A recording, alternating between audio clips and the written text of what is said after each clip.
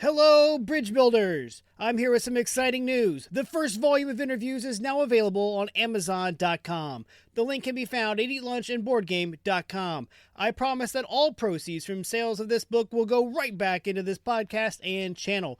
Whether that is new and better audio equipment for the podcast, or video equipment for the YouTube channel, or even more games to review, the money will not be wasted. Click over to Amazon and get your copy of Eat Lunch and Board Game, the first course today.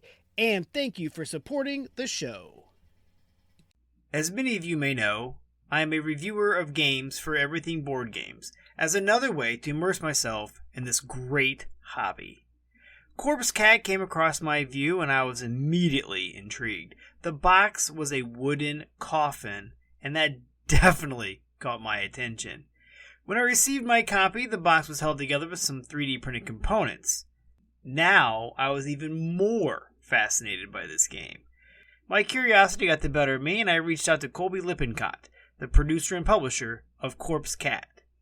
He came on the show, and we talked about Corpse Cat and how he made the game by hand. We also talked about how much I enjoyed playing the game, and so now let's take a look at Corpse Cat.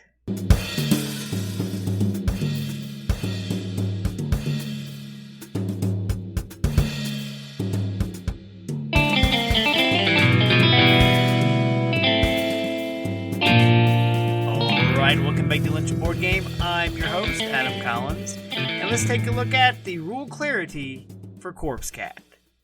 The rules are quite simple, and the rule book does a great job explaining them. Time to explain to newcomers. I explained the game to my coworkers as I learned them myself. It took less than 10 minutes to read the rules and learn the game. Gameplay.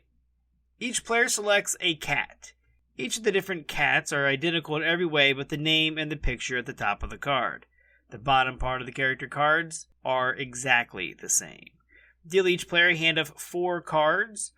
Only 3 cards if you have more than 8 players.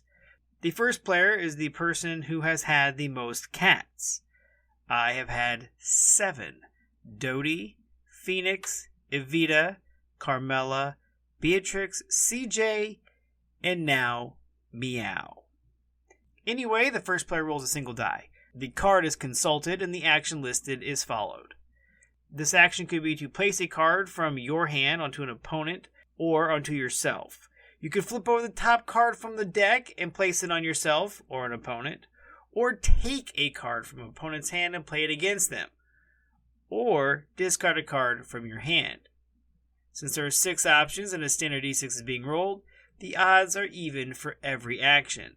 The important thing to remember, though, is no matter what happens, everybody must always maintain the hand amount of 4. The purpose of the game is that all you are cats that have used up 8 of their 9 lives, and the object is to be the last cat still alive. There are multiple ways to kill off your feline friends. 3 of the same type of blue cards.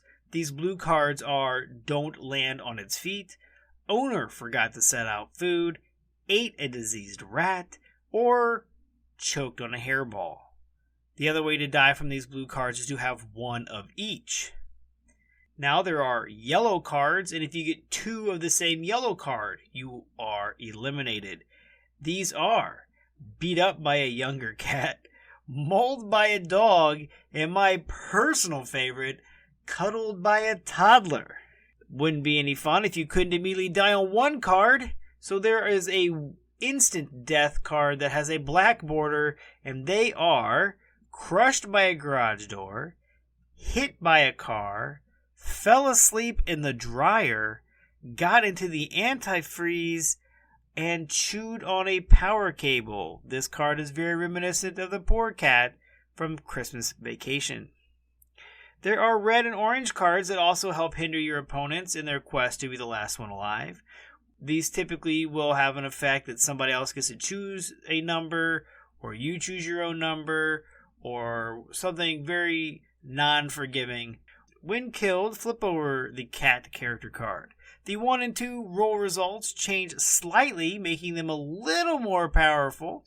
And then the last cat alive is, well, they're the winner. Though now you have no more feline friends, as you have watched them all perish. Replayability.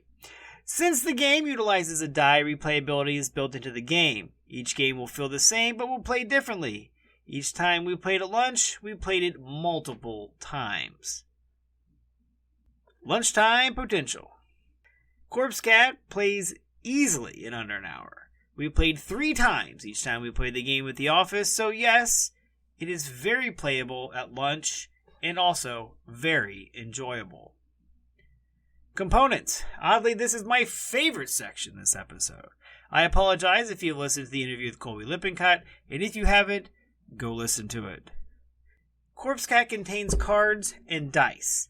Instead of using a tuck box for the cards and having you supply your own standard D6 or making room in the box to hold one, Engineer Colby took it upon himself, with an idea from his wife, to design a wooden box in the shape of a coffin and then use his engineer brain to devise a way to hold the lid on with 3D printed components that were custom designed.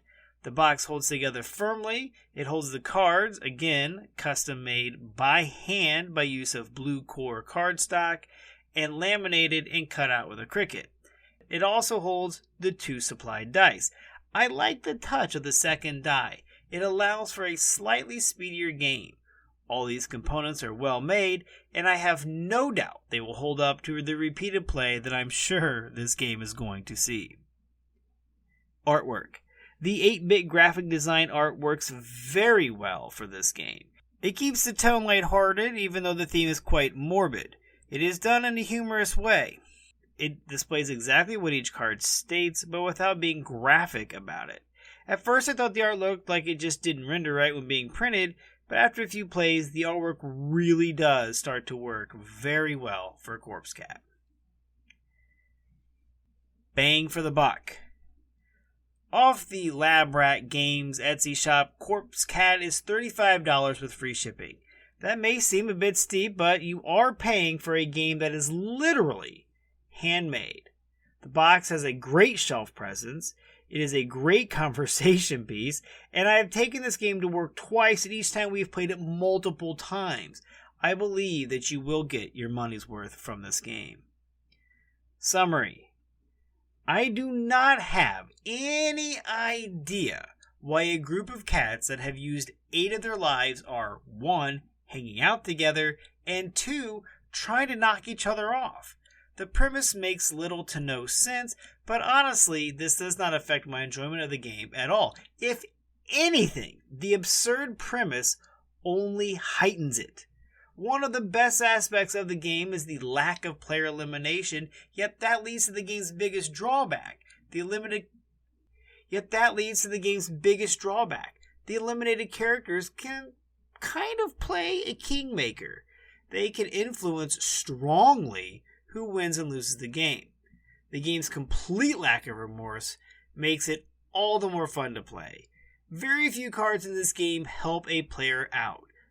There is one card, where a character who has died can steal the cat of another player and resume playing, yet this has to come at the right time. This has only happened one time in my playing the game. However, I do look forward to seeing it more often, as I plan to play this game many times in the future. Remember to leave a review and rate this podcast wherever you listen to your podcasts, and I will try to give you a shout out as I will read my favorites in the coming episodes. You can reach out to me at eatlunchandboardgame.com or podinbox.com/eatlunchandboardgame. You can also always email me at eatlunchandboardgame@gmail.com. And remember, board games build bridges.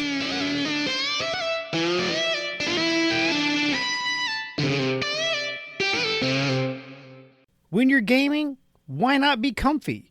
Go over to supportplayer.org. Click on the cards, pieces, and dice to get some merch. These t-shirts are some of the most comfortable I have ever worn. That's supportplayer.org, and there's a link on eatlunchandboardgame.com.